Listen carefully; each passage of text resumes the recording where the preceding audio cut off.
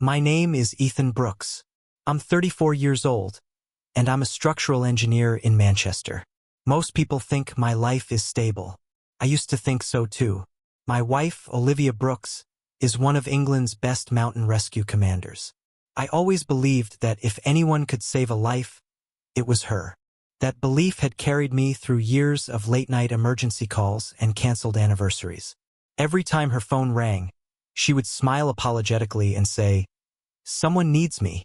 I always answered, "Go. I'll be here when you get back." Lately, though, another name kept appearing on her phone. Daniel Foster, her former fiancé. One evening I asked, "Why does Daniel call you almost every day?" She sighed. "He's with another rescue team now. We coordinate operations sometimes." Sometimes? Feels like every day. Ethan, don't start. I'm asking because I'm your husband. And I'm answering because I'm your wife. There's nothing going on. I nodded, but the knot in my chest never disappeared. A week later, I left early for a mountain inspection connected to a bridge project. Before driving away, I kissed Olivia goodbye. "Be careful," she said. "You too." She smiled. "I always am." I laughed. "I'll hold you to that." By midday, the weather had changed without warning. The sky darkened, and the ground felt unstable beneath my boots. I spoke into my work radio. "The slope doesn't look right." Before anyone answered, the mountain roared. The ground exploded beneath me. Rocks crashed around me. I tried to run. Couldn't. Something slammed into my left leg, pinning me beneath a massive boulder. Pain shot through my entire body. I screamed, "Help!" Dust filled my lungs. I reached into my pocket with shaking hands and grabbed my phone. My fingers barely worked. I dialed emergency services. "Emergency rescue. This is dispatcher Emma Collins. What's your location?" "My name is Ethan Brooks."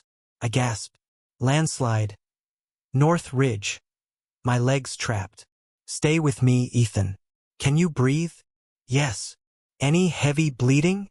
"I don't think so." "We're sending a rescue team immediately." I closed my eyes in relief. "My wife." "What about your wife?" "Olivia Brooks." There was a short pause. "Commander Brooks is leading today's mountain response." A weak smile crossed my face. "Then I'll be okay." "You know Commander Brooks?" "I married her." Emma sounded almost relieved. "Then she already has every reason to reach you quickly." I whispered, "Thank you." Minutes passed. Every second felt longer than the last. The rescue radio clipped to my backpack suddenly crackled to life. "Control, this is Commander Brooks. Confirm both incidents." Emma's voice answered through the radio. "Commander, we have 2 casualties. Ethan Brooks on the North Ridge. Daniel Foster near Eagle Pass." My heartbeat slowed. "Daniel? What was he doing here?" Olivia spoke again. "What's Daniel's condition?" Emma replied, "Unknown. Ethan is confirmed trapped beneath rocks." Another rescuer cut in. "Commander, Ethan's injuries sound critical." I waited. Surely she would come to me. Instead, Olivia's calm voice answered. "Team Alpha goes to Ethan." Someone objected immediately. "Alpha only has 2 new volunteers. They'll manage." "What about you, Commander?" "I'm taking Team Bravo." Another pause. Then she said the words that hollowed me out. "We're heading to Daniel." I thought I had misheard. A rescuer spoke again. "Commander, Ethan is your husband." "I know who he is." "Then why?" "Daniel's location is more dangerous." "But Ethan is already trapped." "My decision is final." Silence followed. I stared at the gray sky above me. The mountains suddenly felt colder. I whispered into the empty air, "Olivia!" The radio crackled once more. A nervous volunteer asked, "Commander, are you sure?" "Yes." No hesitation. No doubt. Just one word. "Yes." Tears mixed with the dirt on my face. I tried moving the rock. Nothing happened. My legs screamed in pain. I picked up my phone again and called Olivia directly. It rang. Once, twice, 3 times. Voicemail. I laughed bitterly before leaving a message. "Hey, it's me. I guess you're busy saving someone else. If you hear this, I just wanted to say, I believed you'd come. The battery died before I could say goodbye. The wind grew stronger. My body shook uncontrollably. Time lost all meaning. Finally, I heard distant voices. Over here, another shouted. He's still alive. I forced my eyes open. 2 young rescuers scrambled toward me. Neither of them was Olivia. One knelt beside me. I'm sorry we're late. I managed a weak smile. It's not your fault. As they prepared their equipment, I stared toward the distant ridge where another helicopter circled. I didn't need anyone to tell me where Olivia was.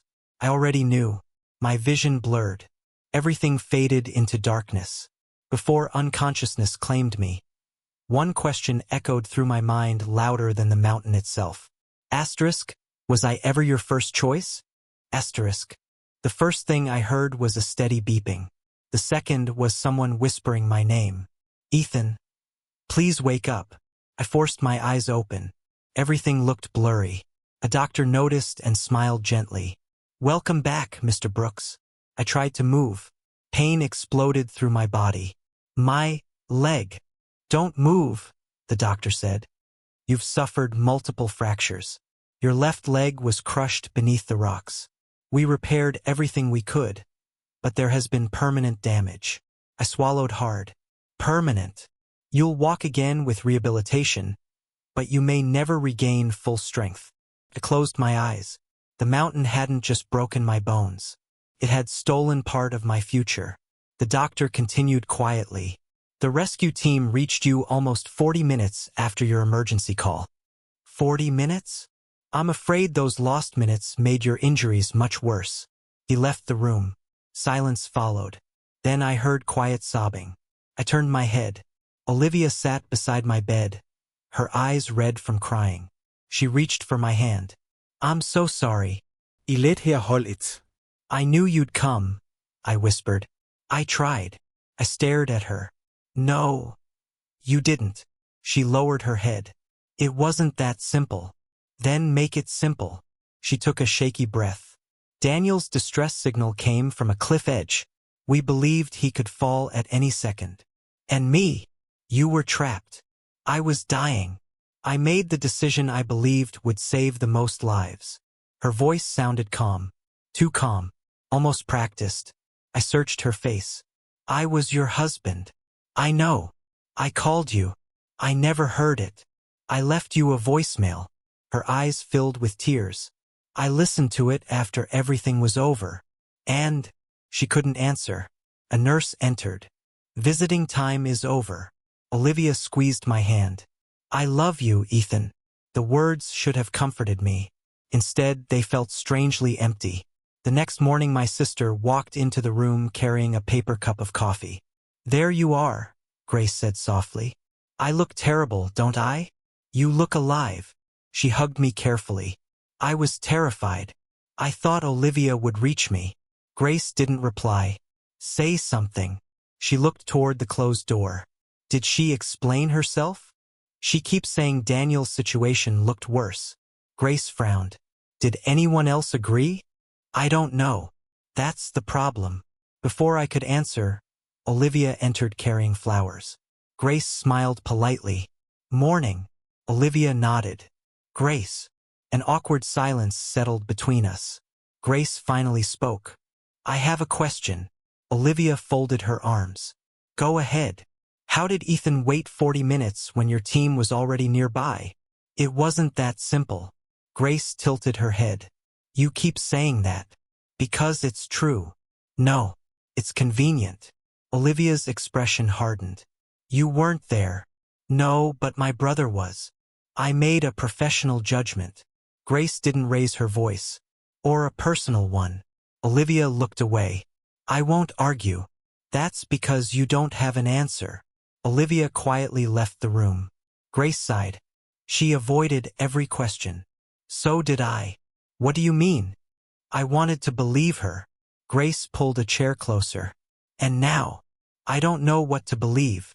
That afternoon, another visitor knocked gently before entering. He looked younger than I expected. I'm Nathan Hughes. I nodded. The paramedic? He smiled awkwardly. I helped pull you out. I held out my hand. Thank you. He shook it carefully. You scared all of us. How bad was it? He hesitated. I probably shouldn't. Please. Nathan rubbed the back of his neck. When Commander Brooks assigned Team Alpha to you, he stopped himself. What? There was disagreement. What kind of disagreement? Several rescuers argued that you should be the priority. I felt my heartbeat quicken. They argued. Yes. What did Olivia say? Nathan looked uncomfortable. I don't think I should repeat everything. I deserve the truth. He nodded slowly. One rescuer reminded her you were already trapped. And she said her decision was final. I stared at him. No one could change her mind? We tried. The room suddenly felt colder. Nathan sighed. I shouldn't have told you. No. I looked directly into his eyes. You absolutely should have. After he left, I sat alone until evening. When Olivia returned, she smiled carefully. How are you feeling? I met Nathan. Her smile disappeared. What did he say? He said people argued with your decision. She remained silent. So it's true. I was the commander. Answer me. Yes. They wanted to rescue me first? Yes. And you refused. I believed I was right. I laughed bitterly. You still believe that? You have to understand my responsibility. I looked straight into her tear-filled eyes. No. My voice shook. I have to understand why my wife chose another man over me. She covered her mouth as tears spilled down her face. I turned away before she could touch me. At that moment, I realized my body wasn't the only thing that had been broken on that mountain. Whatever we had built together was beginning to collapse, and I didn't know if anything could save it anymore. The sound of my physiotherapist counting steps became the soundtrack of my life. One more step, Ethan. I gripped the bars tightly. My leg feels like it's on fire. That's because you're rebuilding strength. I used to climb mountains, and now you're learning to walk again. I looked down at my damaged leg. Funny how quickly life changes. The therapist smiled sadly. You survived. Don't forget that. I nodded. Surviving was supposed to feel like a victory. But every night, I remembered Olivia's voice through that radio. Daniel comes first. Those words followed me everywhere. Weeks passed, and Olivia became a stranger living inside my house. She left early. She came home late. Whenever I tried to talk, she found a reason to avoid me. One evening, I stopped her near the front door. Are you running away from work or from me? She froze. Ethan, just answer. I have responsibilities. You always say that. Because it's true. No. Because it's easier than admitting what happened. Her eyes filled with pain. I can't change that day. No. I looked at her. But you can stop pretending it didn't destroy us. She said nothing. The silence hurt more than an argument. The next afternoon, someone knocked on my door. I opened it and saw Nathan standing there. He looked nervous. Nathan, sorry to come without calling. Is everything okay? He held a rescue helmet in his hands. I found something. I stared at the helmet. Where did you get that? During the equipment review. This was recovered from the landslide area. I looked confused. Why bring it to me? Because of what's inside. My stomach tightened. What is inside? Nathan slowly removed a small camera attached to the helmet. A body camera. I stared at it. Wasn't this damaged? Everyone thought it was. He handed it to me carefully. But the memory card survived. I didn't move. Nathan, I didn't know if I should show you. Why? Because I was there, Ethan. His voice became quieter. I know what happened. I looked at the camera. Play it. Nathan hesitated. Are you sure? No. I swallowed. But I need to know.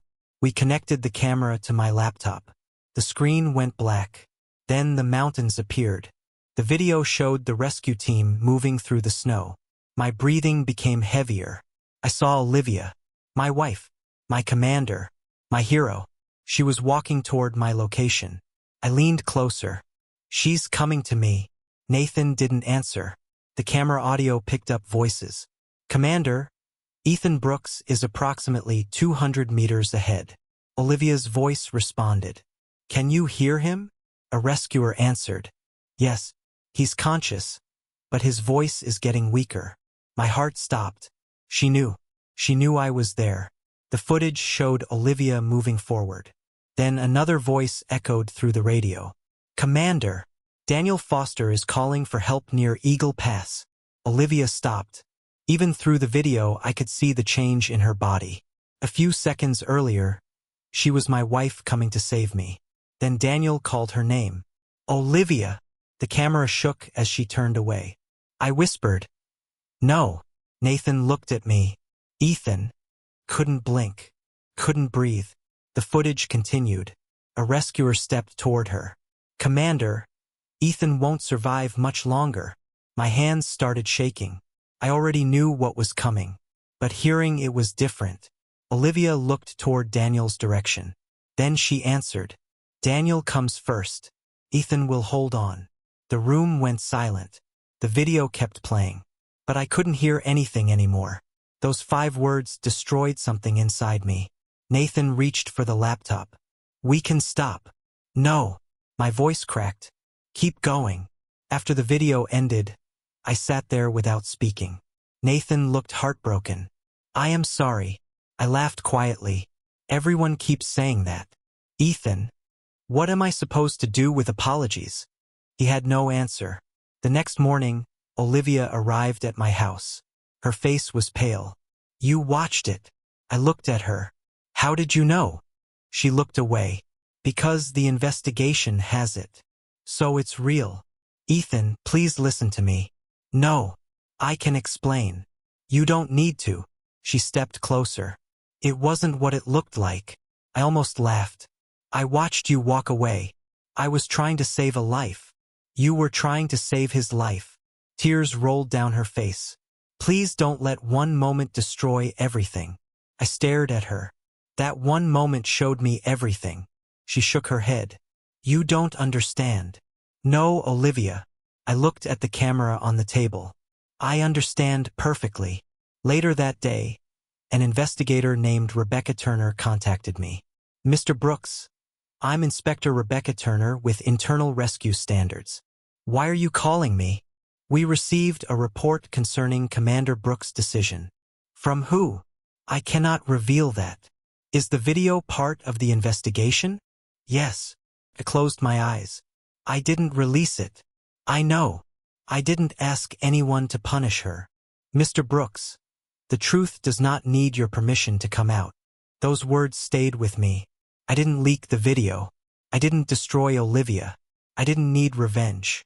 The truth had already started moving. And for the first time since the mountain collapsed on me, I realized something. The person who broke my life wasn't me. It was the person who chose to leave me there. The morning after Inspector Rebecca Turner called me, my phone would not stop ringing. At first, I thought it was another medical appointment. Then I saw the screen. Unknown numbers. Hundreds of messages. I frowned. "What is happening?" Grace looked at the television and froze. "Ethan." I turned toward the screen. There I was. My face. My accident. My marriage. The headline covered the screen. "Rescue Commander accused after husband abandoned during mission." My chest tightened. "They released it." Grace sat beside me. "The video?" I nodded. "But I didn't send it." "I know." "Then how?" Grace looked back at the television. "Someone wanted the truth out." The footage played. Again. And again. Every news channel showed the same moment. Olivia turning away, leaving me behind. A reporter spoke. "The helmet camera footage has raised serious questions about Commander Olivia Brooks' decision during the mountain rescue operation." Another voice responded. "Some experts argue commanders must make impossible choices during emergencies." Then another reporter said, "But critics are asking why she ignored warnings about her own husband's condition." I turned off the television. I couldn't watch anymore. Grace looked at me. "Are you okay?" "No." I stared at the black screen. I'm tired of seeing the worst moment of my life become entertainment. A few hours later, Olivia came to my house. She looked exhausted. Ethan. I didn't answer. She stepped inside. Please talk to me. What do you want me to say? I need you to understand. I looked at her. The whole country knows now. Her face changed. I didn't want this. Neither did I. She looked down. I made a difficult decision. Everyone keeps saying that. Because it's true. No, Olivia. I shook my head. You made a choice. People just don't like the result. She wiped her tears. I saved Daniel's life. And almost lost mine. She had no answer. The next day, Inspector Turner contacted me again. Mr. Brooks, Commander Brooks has been temporarily suspended. I stayed silent. Are you there? Yes. An internal investigation is now active. Will she lose everything? That depends on the evidence. I looked outside my window. I never wanted that. I believe you. I just wanted someone to admit what happened. Sometimes accountability feels like punishment. I didn't respond. A week later, Daniel gave an interview. I watched it only because Grace insisted I should know what he was saying. The reporter asked, Daniel Foster, many people believe your situation caused Commander Brooks to abandon her husband. What do you say? Daniel sighed dramatically. People misunderstand rescue decisions. Grace rolled her eyes. Of course. Daniel continued. Olivia was doing her duty. Anyone attacking her is ignoring the pressure she faced. I stared at the screen. He wasn't defending her. He was protecting himself. Then the reporter asked, Did you know Ethan Brooks was injured? Daniel paused. I knew there was another rescue situation. Did you know it was her husband? Another pause. I cannot comment. I turned off the television. He knew. Grace looked angry. Yes. He knew. The truth hurt more when someone tried to hide it. A few days later, another name appeared in the investigation. Martin Hayes. I remembered seeing him during my rescue. A veteran rescuer with more than 30 years of experience. His testimony changed everything. The news showed a clip from the hearing. The interviewer asked, Mr. Hayes, did Commander Brooks receive warnings about Ethan Brooks' condition? Martin answered calmly. Yes.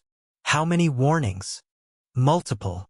Did anyone suggest reaching Mr. Brooks first? Yes. And what was the response? Martin looked serious. The decision was already made. The reporter asked, Are you saying Commander Brooks ignored professional advice? Martin replied, I'm saying she was informed of the risks and chose her path. After that interview, public opinion changed. Every explanation Olivia gave became weaker. Every excuse sounded different. Not because people hated her, because people finally saw the truth. Meanwhile, I focused on something else. Walking. Every morning I entered rehabilitation. Again, Ethan. My therapist smiled. I hate that word. You'll thank me later. I doubt that. You used to climb mountains. And now stairs feel impossible. Not impossible. I looked at my feet. Just different. My phone kept filling with messages. Publishers wanted my story. Reporters wanted interviews. Television hosts offered money. Grace showed me one email. They want you on national television. I shook my head. No. Ethan. People want to hear you. They want a victim. Maybe they want your side. My side doesn't need a camera. She smiled slightly. That's very you. I placed my phone down. I didn't want revenge. I didn't want attention. I wanted peace. One evening, Olivia called. I almost ignored it, but I answered. Ethan, I'm listening. I saw your name everywhere. Yes. Everyone hates me. I stayed quiet. Finally, she whispered, Do you hate me too? I looked at the hospital scars on my leg. The answer was complicated. No. She sounded surprised. No, I don't hate you. Then maybe we can fix this. I closed my eyes. But I can't forget. Silence filled the call. For the first time, Olivia understood something. The world might forgive mistakes, But trust was something different, and no apology could force it to return. Months passed after the investigation began. My body was healing. My leg was stronger, but the wound inside me still felt fresh. One evening, Olivia called me. "Ethan, please." I sat silently. "I need to talk to you." "We have talked." "No, not really." I looked at the phone. "Where?" "The cafe near your old office." I almost refused, but something inside me wanted answers. Not excuses, not apologies. The truth. When I arrived, Olivia was already sitting at the table. She looked different. The confidence she once carried was gone. She stood when she saw me. "Thank you for coming." I sat down. "You said you wanted to talk." She nodded. "I do." For several seconds, neither of us spoke. Then she took a deep breath. "I owe you the truth." I looked at her. "I've been waiting a long time for that." Her eyes filled with tears. "I know." "Then tell me." She looked down at her hands. "I never stopped feeling responsible for Daniel." The words hit me harder than I expected. Responsible. After we ended our engagement, he struggled. I stayed quiet. "I blamed myself for what happened between us." "You were married to me." "I know." "Then why was he still your responsibility?" She closed her eyes. "Because I never completely let go of the guilt." I felt my chest tighten. "So that's why you chose him?" "No." Her answer came quickly. Then she stopped. "I mean, I didn't think of it like that." "How did you think of it?" She wiped her tears. "When I heard Daniel's voice on the radio, I panicked." "You panicked?" "Yes." She looked at me. I remembered everything. The accident years ago. The pain he went through. The promises I made. "And what about me?" She lowered her head. "I thought you would survive." I stared at her. "Why?" "Because you were always strong." I laughed quietly. "That was your reason?" "Ethan." "No. Tell me." She looked at me. "I thought you could hold on longer." My hands tightened. "You thought I could survive being abandoned?" Her eyes filled with pain. I was wrong. The cafe became silent. For the first time, she wasn't defending herself. She was admitting it. "I should have gone to you," she whispered. "Yes." "I should have trusted my husband." "Yes." "I should have remembered who needed me most." I looked away. "Yes." A tear fell from her face. "I don't expect you to forgive me." "Good." She looked surprised. "Good. Because forgiveness isn't something you can ask for after everything changes." She nodded slowly. "I understand." I looked at the woman I once believed was my forever. I wanted to feel anger. I wanted to scream. But mostly I felt tired. There was one question I had carried since the mountain. One question that never left me. I looked directly into her eyes. "If our positions had been reversed, would I have chosen you?" Her lips parted. But no words came. I waited. A second. 5 seconds. A minute. Nothing. She couldn't answer. And somehow that silence hurt more than any confession. I slowly looked down at my wedding ring. The same ring I had worn through every difficult moment. The same ring I believed represented a promise. I removed it. Olivia watched my hand. "Ethan." I placed the ring on the table between us. "I kept this because I thought our marriage was something worth fighting for." She started crying. "I know." "No, you don't." My voice remained calm.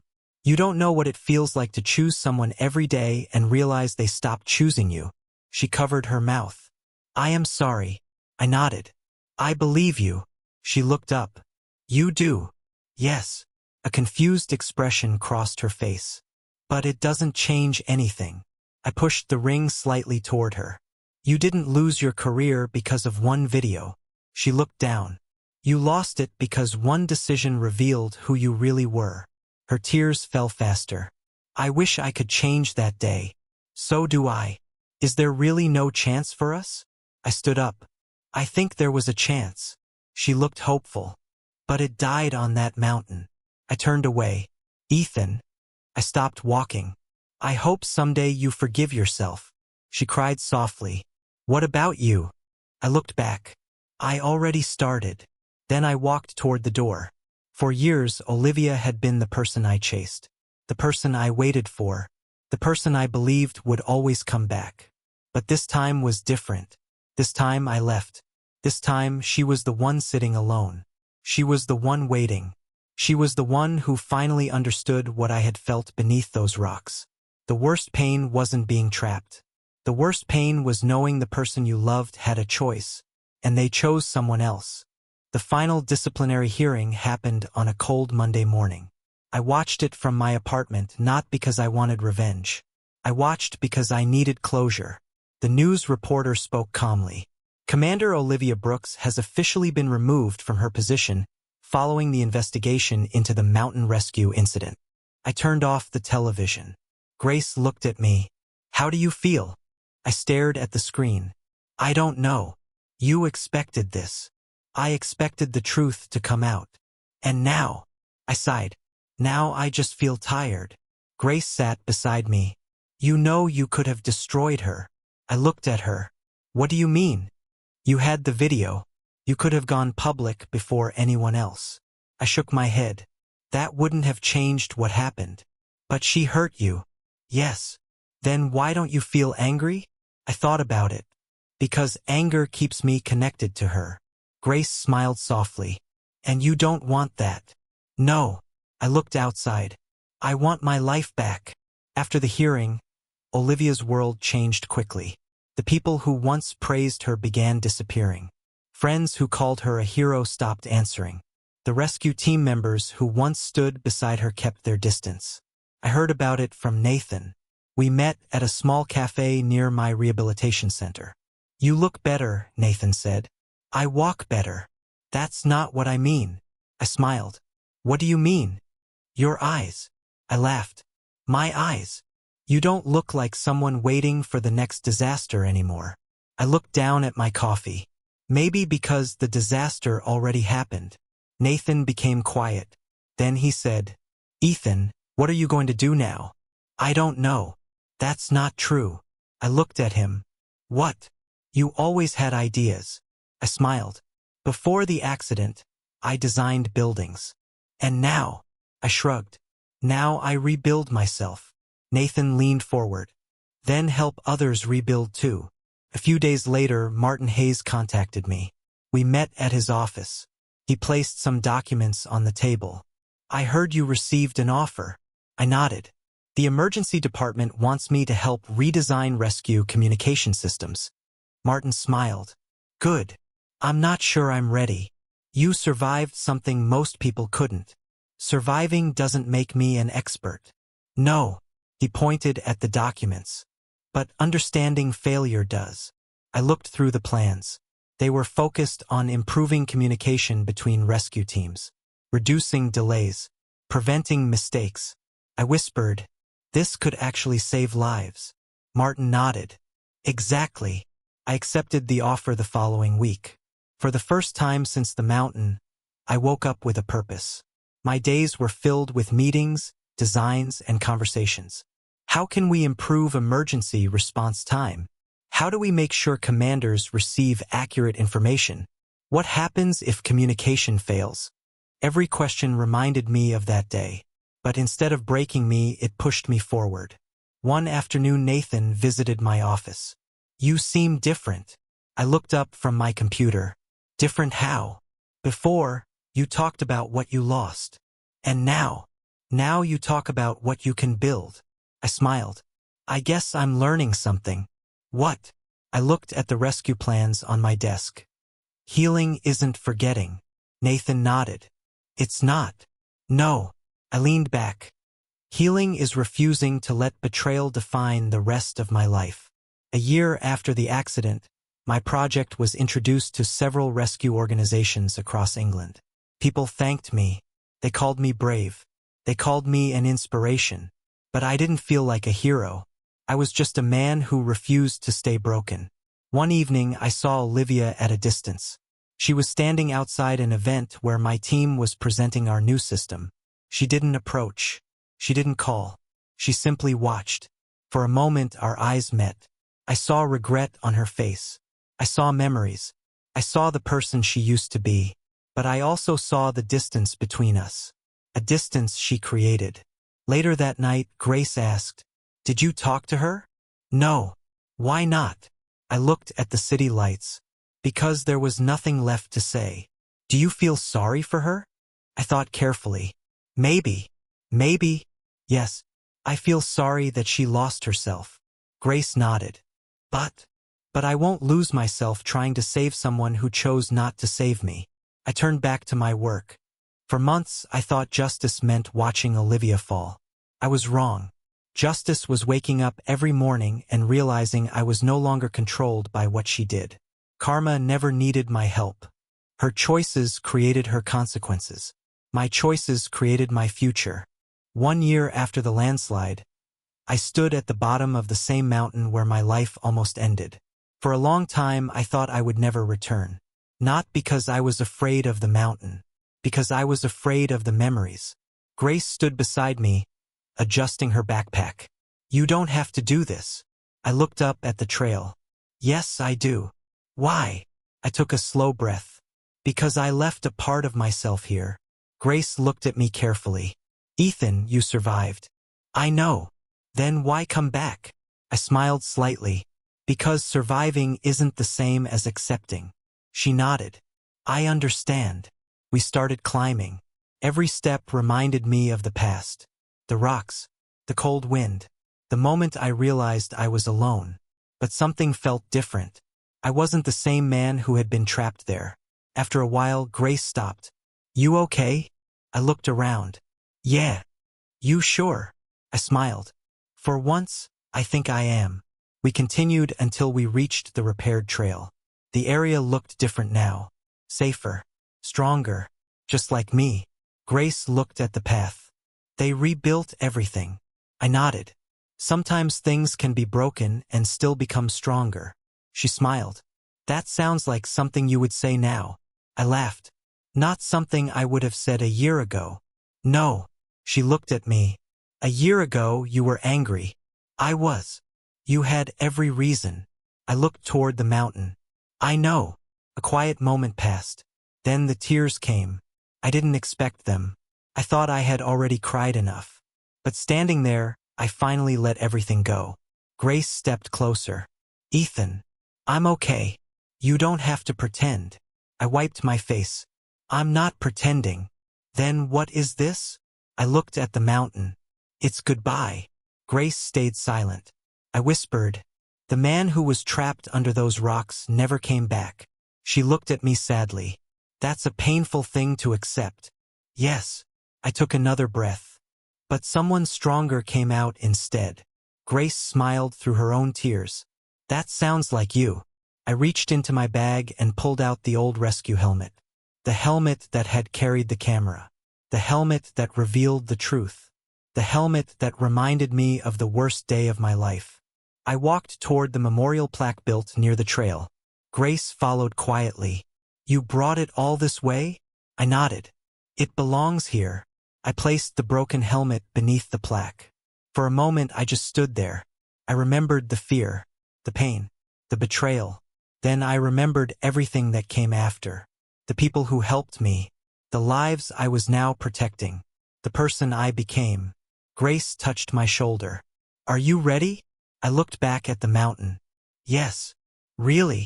I smiled. "Really?" We started walking down. For the first time, I didn't feel like I was leaving something behind. I felt like I was finally moving forward. The mountain was no longer the place where I lost my marriage. It was no longer the place where I lost my old life. It was the place where I found myself.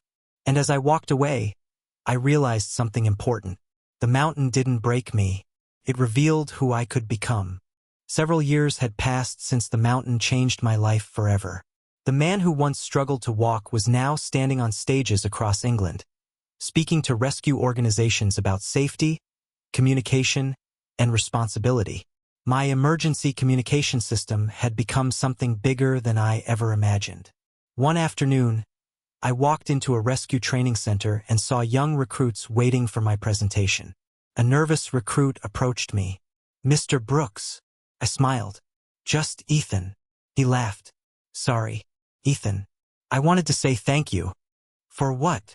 Your system helped our team respond faster during an emergency last month. I looked at him. Did it save someone? He nodded. Yes. I smiled. Then that's all that matters. Another recruit asked, Can I ask you something? Of course. After everything that happened to you, why did you keep helping rescue teams? I looked around the room.